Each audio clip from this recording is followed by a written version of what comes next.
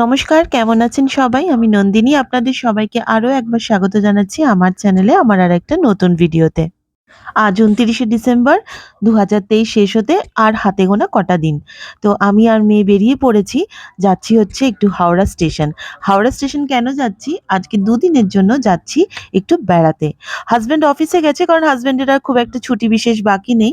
তাই বাধ্য হয়ে তাকে অফিস যেতে হয়েছে। তো অফিস থেকে বেরিয়ে ও আমাদের সাথে হাওড়া স্টেশনে জয়েন করে নেবে।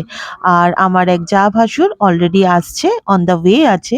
হাওড়া স্টেশনে তারাও খুব শিগগিরই পৌঁছে যাবে। তো আমরা সবাই মিলে যাব একটা জায়গায় ঘুরতে ২ দিনের জন্য। আ কোথায় যাচ্ছি সেটা এই মুহূর্তে বলছি না, সেটা ক্রমশ প্রকাশ্য। তো বাড়ি থেকে বেরিয়ে খিদিরপুর ডক দিয়ে রাস্তাটা যে রয়েছে সেইটা দিয়ে হয়ে হাওড়া ব্রিজ হয়ে এখন চলেছি হাওড়া স্টেশনের দিকে। এখন ধরুন ঘড়িতে সময় ওই বিকেল ৩:৩০ মতো, বিকেল ৪:১৫ তে আমাদের ট্রেন। ব্রিজটা না ছোটবেলা থেকেই আমার কাছে বড় রোমাঞ্চকর। একটা বিশাল সাইজের যে এরকম ব্রিজ হতে পারে।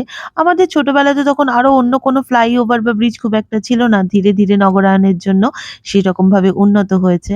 তো যাই হোক, বাবার সাথে যখন দেশের বাড়িতে যেতাম এই হাওড়া স্টেশন দিয়ে যেতাম। শীতের ছুটি বা গরমের ছুটি বা পুজোর ছুটিতে কটা দিন কাটানোর জন্য। তো যদি গাড়িতে আস্তে, আস্তে ঘুমিয়েও পড়তাম, ঠিক হাওড়া ব্রিজটার কাছে এসে না আমার ঘুমটা ভেঙে যেত। আর দেখতাম একটা জাইগান্টিক ব্রিজ। একটা দারুণ রোমাঞ্চ লাগতো। হাওড়া স্টেশনে চলে এসে দেখি প্রচুর ভিড়। বাড়িতে বোধহয় আর কেউ নেই। সবাই বোধহয় ঘুরতে বেরিয়ে গেছে। আর কলকাতায় কিন্তু ধীরে, ধীরে এবার ঠান্ডাটা বাড়ছে। তো যাই হোক, ৬ নম্বর প্ল্যাটফর্মে আমাদের ট্রেনটা দিয়ে দিয়েছে। এবার আমরা সবাই মিলে ট্রেনটায় উঠে যাব। যদিও আমাদের জার্নিটা ওভারনাইট নয়, তা হলেও প্রায় ঘন্টা ৬ এর জার্নি। তো আমরা এই যাচ্ছি প্যাসেঞ্জার ট্রেনে। এই ট্রেনে একটা রিজার্ভ কম্পার্টমেন্ট আর রয়েছে বাকিগুলো আনরিজার্ভ কম্পার্টমেন্ট। তো আমাদের ট্রেনের টিকিট হচ্ছে এই রিজার্ভ কম্পার্টমেন্টে। আর ট্রেনে কারা, কারা এইরকমভাবে মসলা মুড়ি, বাদাম চিট খান আমাকে জানাবেন। ছোটবেলা থেকেই না আমার ট্রেনে মাখা এই মসলা মুড়ি কিন্তু ভীষণ ফেভারিট।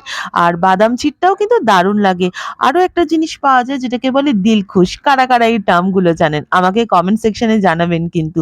তো সপরিবারে চিপস খেতে, খেতে আর এই মুড়ি মাখা খেতে, খেতে বাদাম চিট খেতে, খেতে চলেছি আমি আমাদের গন্তব্যের দিকে। বর্ধমান জাংশন থেকেই উঠেছিল চা। যদিও সেটার ভিডিও করা হয়নি। আর সেখান থেকে খেয়েছি হচ্ছে সিঙ্গারা আর চা, দুর্দান্ত ফ্লেভার। ট্রেন যেতে, যেতে যতক্ষণ না আমি চা খাই ততক্ষণ যেন আমার ঠিক এই ঘুরতে বেড়ানোর মজাটা যেন পুরো হয় না। আর ওই দেখুন একজন বাউল উঠে বাউল গান গাইছে। তো আমরা নেমে পড়েছি কোচবিহার স্টেশনে। আর এই স্টেশনটা না যেন কোনো ভূতের গল্পে সে একটা হন্টেড স্টেশনের মতো।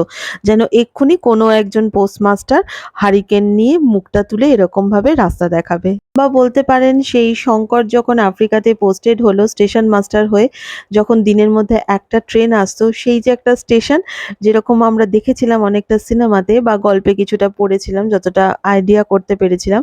এই স্টেশনটাও কিন্তু অনেকটা সেই রকমই। দিনে ৩ টে ট্রেন আসে আর বাদবাকি সময় পুরো স্টেশনটাই থাকে ফাঁকা। তো যাই হোক, স্টেশনটার নাম দেখে তো আপনারা বুঝতেই পেরেছেন যে আমরা আজকে এসছি বক্রেশ্বরে। ওই যে দূরে লাল আলোগুলো জ্বলছে নিমছে অনেকটা দূরে উঁচুতে, সেগুলো কিন্তু হচ্ছে এক একটা চিমনি। মানে বক্রেশ্বরের তাপবিদ্যুৎ কেন্দ্রের যে চিমনিগুলো হয় ওগুলো কিন্তু সেটাই। আর বুঝেই গেছেন যে আমরা এই বক্রেশ্বর থার্মাল পাওয়ার প্ল্যান্টের একদম কাছে। কারণ এইখানে আমার ভাসুরজি চাকরি করে।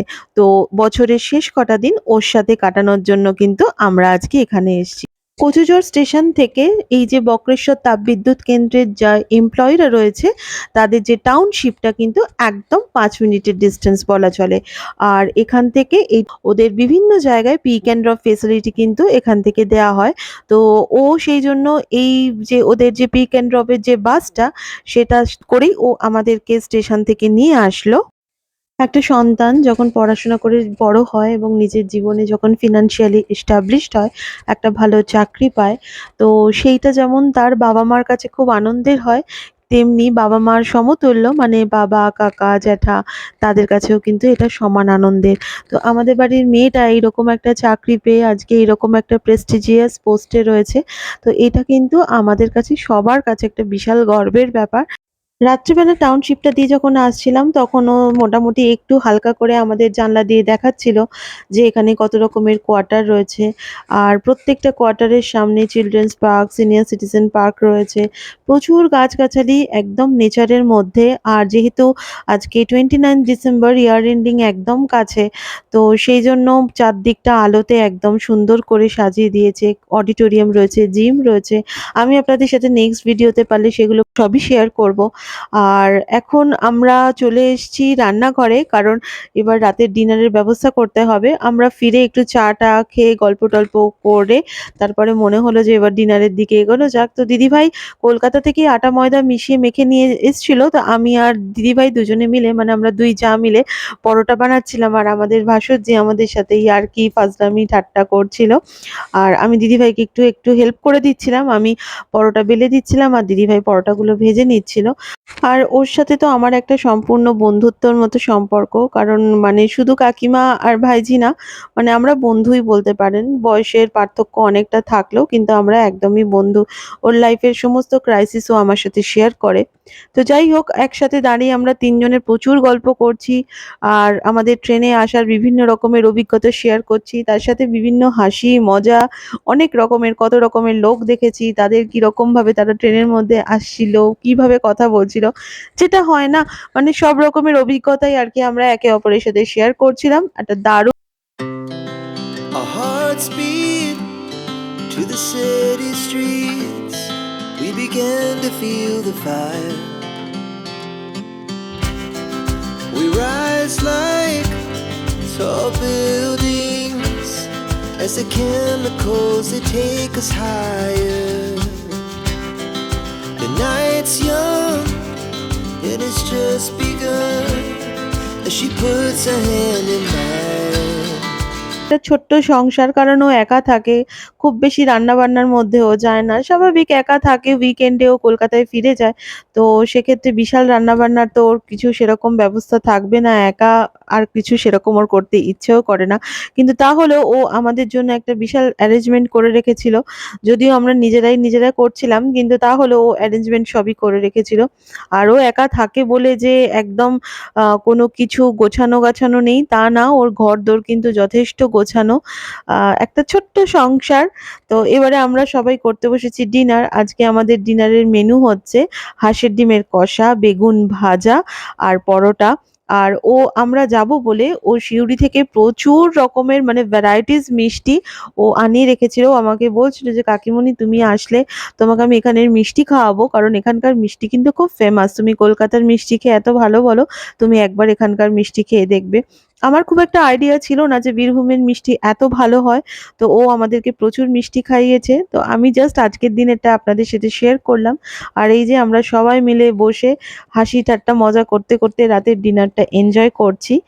আর এরপরে আমরা কবে কোথায় যাবো সেটাও ও মোটামুটি একটা প্ল্যান করে রেখেছে। তো সেই সব নিয়েই আলোচনা চলছে। আর খুব ভালোভাবে আমরা ডিনারটা এখন এনজয় করছি।